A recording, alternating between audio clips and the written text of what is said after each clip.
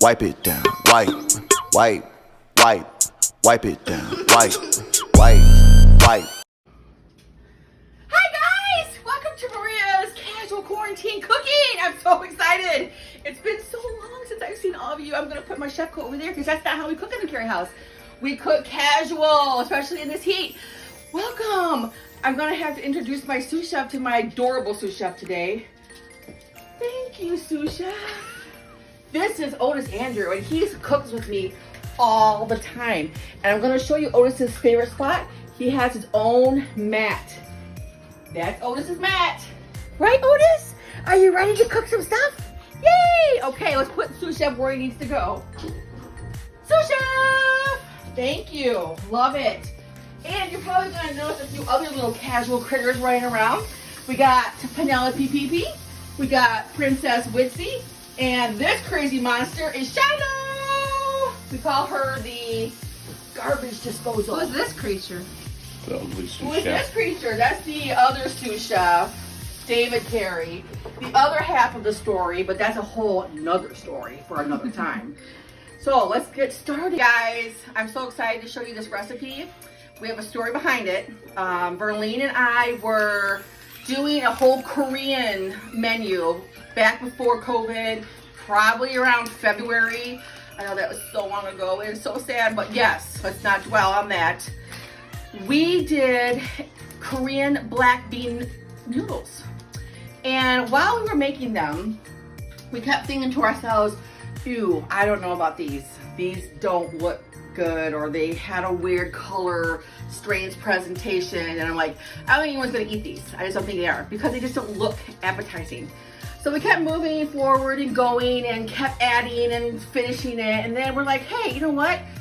We won't do it as a hot meal. We'll do it as a cool noodles because it looks better and I think it'll taste better. We didn't know at that point, but that's what we were thinking.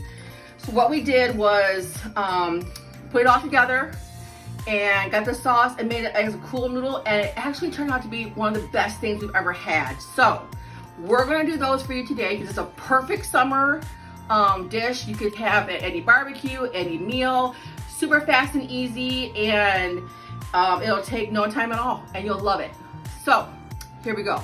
You need udon noodles. My personal preference is this little package. I use these for absolutely everything, and they have all different kinds. They have the rice noodles, they have stir-fry noodles, and they have these awesome udon noodles. And they're so great. They come already packed, already cooked, and they're ready to go. What is easier than that? Nothing. If you cannot find these in the COVID times, because every time I go to the stores, they're never there, and I think it's because of the COVID situation. You can also get regular udon or rice noodles and cook them off yourself. Cook them off towards the directions and then have them ready to go. So what we're going to do first is we are going to chop up this onion. You need about a half a cup of onions. So I'm going to do half of one. Now people, when you are doing your dicing, small dice, medium dice, large dice, always, always, always cut sections down the middle, 2 or 3. Do 3 or 4 down the middle. Tuck your fingers, people. Tuck them. Tuck them. Do not do this. What's going to happen? I've done it before, and I always cuss myself out. Don't do this. Tuck them.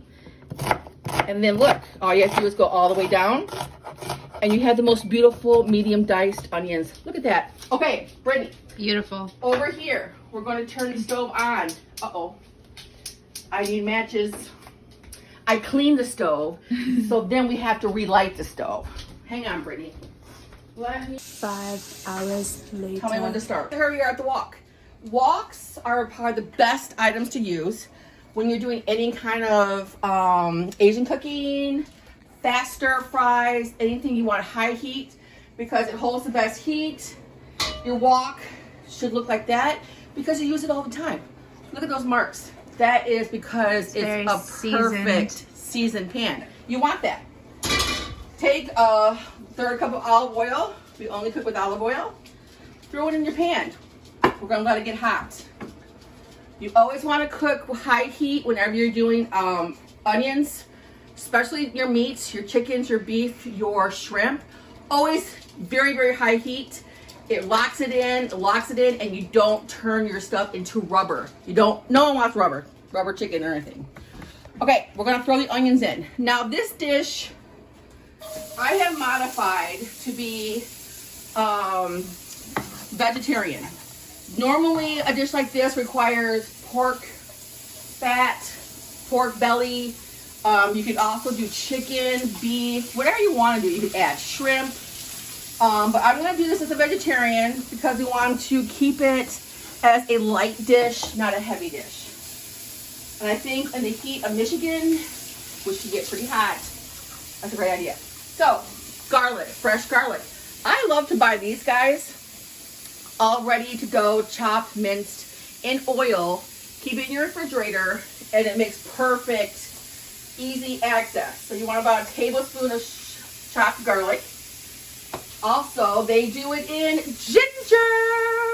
Yes, ginger. Awesome. Because if you've ever had fresh ginger, it's a lot to do. So, a tiny little bit of ginger, about a quarter teaspoon of that. So, pretty much from here, we're going to fry these up. Oh, if you guys could be here to smell it. Yum. It smells so good. So, let's keep that going. And it'll just take a few seconds. Okay, cut it off. And they do it in ginger. The best. Having to cut fresh ginger just takes a lot of time and energy. And I kind of don't like fresh ginger because when you cut it, it still tastes very like hard and rooty. This stuff has been marinating in oil and it just has a best flavor. Yeah. Cut. And it's kind of... Oh my gosh, guys. Look how this is cooking. I love it. Look how the wok and the heat of it just caramelizes the onions, the garlic, the ginger, and look at all the caramelized bits on the bottom of the pan. That is your flavor. So what we're going to do next, okay, you have a really great caramelized product. You have some beautiful caramelization on the pan. The next step is to deglaze this. Now to deglaze, you want to take stock, which is about a cup. And this dish is kind of hard because when we did it the first time, look at that. Woo! So nice. So what this is going to do is it's going to take all the bits off of the pan, all that flavor, all that seasoning, and we're going to let that cook for a second. Look at that. It's beautiful. And then we're going to add the most important element is your black bean paste. This is what gives it its color, its flavor. Everything you want in this dish comes out of this jar. So you want about 2 tablespoons. And you can get this at a store that we're going to put in. It's at the corner of 20th and Territorial. I absolutely love going to the store because it has the greatest options for all the Asian cuisines that you could possibly think of. And the owner is so friendly and nice, and he always helps me get all my products. So here we go. We're going to let this cook. Now look at that color. Look how dark and beautiful and rich that is. And you're just boiling in all the flavor of the ginger, the garlic, the black bean paste. We're going to let that cook for a second. And while that's cooking, we are going to add about a tablespoon of sugar. We're going to sweeten that up just a little bit, not too much, just a little bit. You don't want it too soy sauce and strong. So here we go. Look at that. Now, what the sugar will also do is start to break it down and thicken it up. So it clings to the pasta beautifully. So we're going to let that cook for a second and we'll be right back. We're back. We're almost to the point where we're going to add the pasta. And I've been discussing with my sous chef, Otis, and he feels that the texture is about there. He's very excited about it. He loves this dish, and he said that we are just about ready to add the pasta. So I said, you know what, sous chef Otis, you're right. Let's do it. Okay, so look at this now. You can see that it has caramelized a little bit more. It's thicker. It's got that beautiful rich color. Don't be afraid of the color. I was terrified of the color. I freaked out. Berlin and I were just like laughing at the whole thing, thinking this is ridiculous. This is never going to be okay. It's amazing. So let's put in the noodles and just take them right out of the package. Now, if you feel your sauce is too thick still, and I had to do this a couple times, add more chicken stock. That's the key, is to add more chicken stock, because that will give it a little bit of a looser appearance and not too heavy. Look at this. Holy cow, Brittany. Look how beautiful those noodles are. Dad said we need a smell-o-phone in here because it smells so good. I know, we need a smell phone because it's just amazing. So let's do keep it on low. It's gonna simmer for a second, and then we're gonna start doing a little bit of our garnish for the plate.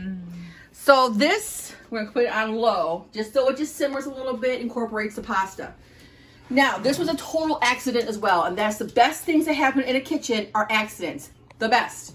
So what we did was we made an Asian cabbage salad to go with it, or on the side of it during the day. You had an option of the noodles or the cabbage. But what we found is that the cabbage enhanced the dish so much that we had to add it with it. So what I love to do when you're busy and tired, you don't want to chop cabbage, carrots, cilantro, everything. I love these Asian chopped salad kits. They are my favorite, because if you can see right here, it has everything you want: cabbage, carrots, cilantro. And then what I do is I just save this little kit for something else. Make a salad, add it to it. Don't ever throw anything away. Use everything up. What I like to do also is not to have to go buy all the ingredients for everything, is this Ken Steakhouse Asian Sesame Ginger Salad Dressing is phenomenal. You can use it to marinate chicken, marinate shrimp, marinate steak, and you can also use it to make an awesome Asian coleslaw. So I put about a half a cup in there. You don't want to do too much that takes over the flavor. And my favorite part, sesame seed oil. I love sesame seed oil. I would put this on everything if I had to. So I put just a tiny little bit, probably about a teaspoon, put it in there. What we're going to do is mix it up. Look at that. Boy, I wish the cameras had some serious ability to smell, because this is just phenomenal. Oh, it smells so good. We're going to get a pretty plate. Grab whatever pretty plate you have. We're going to put the coleslaw down first, like so. And we're going to make, sous chef's back. Sous chef, what do you think? Oh, I'm sorry, sous chef and garbage disposal. Oh, they love it. Look at, they're all about that. So let's make a little hole, because you want to make this a beautiful presentation, because food is art. I love food. I love to make people happy with food, and I love it to be all about artsy and showy. I just love it. So we have our coleslaw, which took what, Brittany? 2 seconds. 2 seconds. Maybe a minute. A wonderful Asian coleslaw. And then let's go back over here. Our noodles have been oh my gosh, look at these. Steeping in the sauce. And I'm telling you, it's a beautiful, beautiful texture. And don't let the color scare you. The color scared me. I'm a very weird food person when it comes to texture and colors. So let's do this. Put those noodles in the middle of a pile, like so. Oh my gosh. Just like that. Then I am all about garnish. Garnishes make everything beautiful, and it's all edible garnish. You're not going to do anything crazy or weird or obnoxious, because people don't like obnoxious food all the time.